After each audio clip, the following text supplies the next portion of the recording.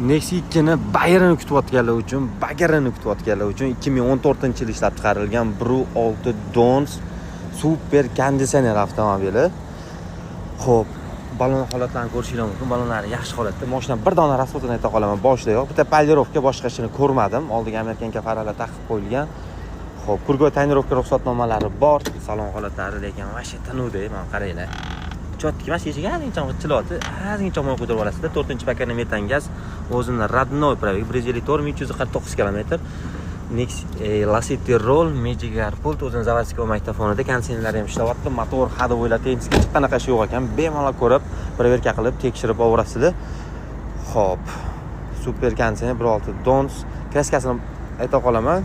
Kapot, krilo, kimashqa orqa kriloda ekan, hech qanaqa udar yo'q ekan. Orqa oldi butun ekan, ko'rib, proverka qilib, tekshirib o'zingiz uchun orasida yo'q narx kanalimizdan olib maza qilib haydashingiz uchun bor yo'g'i 4 ming